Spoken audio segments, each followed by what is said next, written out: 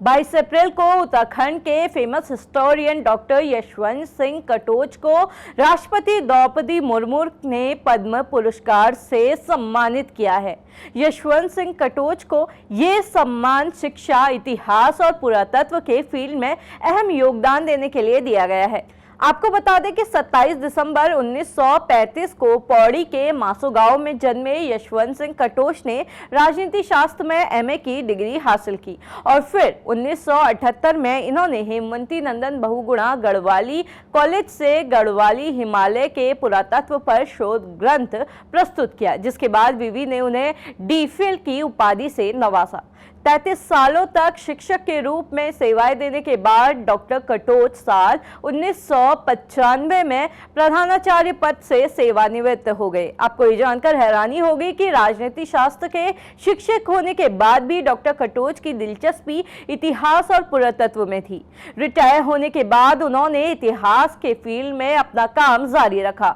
Doctor Katoch ने इतिहास और पुरातत्व पर नई रिसर्च की और ऑथेंटिक फैक्ट्स के साथ स्टूडेंट, प्रोफेसर्स और रिसर्चर्स के लिए कई किताबें लिखी।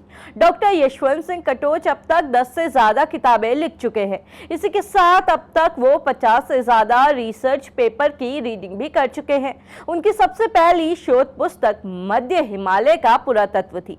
इसके बाद उन्होंने उत्तराखंड की सैन्य परंपरा, संस्कृति के पदचिन्ह, उत्तराखंड का नवीन इतिहास, एटकिंसन मध्य हिमालय का इतिहास, एक अध्ययन जैसी कई किताबें लिखी। डॉक्टर कटोच के उत्तराखंड के लिए किए गए कार्य सराहनीय हैं, लेकिन उनका मानना यह है कि उत्तराखंड के सांस्कृतिक पहलुओं को यहीं के लोग अनदेखा कर रहे हैं। मीडिया को दिए एक इंटरव्यू में डॉक्टर कटोच कहते हैं, पहाड़ों के प्रति सरकार शुरू से ही ढीली रही है। प्रदेश के राजनेता भी उत्तराखंड के सांस्कृतिक पहलुओं को नहीं समझ रहे हैं। वो आगे कहते हैं कि क्षेत्रीय पुरातत्व इकाई कुमाऊं अच्छा कार्य कर रही है, लेकिन क्षेत्रीय पुरातत्व गढ़वाल इकाई का कामकाज ज्यादा अच्छा नहीं है।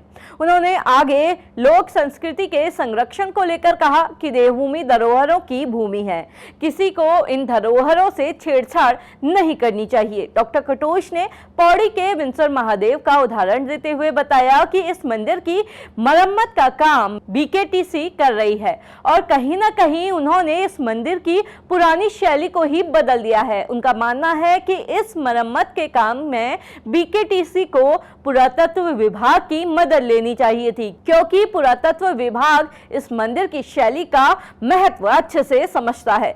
और ये सच भी है कि सरकार हमारी संस्कृति को लेकर थोड़ी ढिलाई बरत रही है। अब सवाल ये है कि अगर इसी तरह चलता रहा तो आगे जाकर यह संभव है कि उत्तराखंड अपनी संस्कृति और पुरातात्विक पहचान को खो देगा। इस बारे में आपकी क्या राय है, हमें कमेंट कर जरूर बताएं। आप देख रहे थे खबर उत्तराखंड। अगर आप हमें फेसबुक पर देख रहे हैं तो हमारे पेज को फॉलो करना बिल्कुल ना भूलें। अगर आप हमें यूट्यूब पे देख रहे हैं तो हमारे चैनल को लाइक, शेयर और सब्सक्राइब जरूर करें।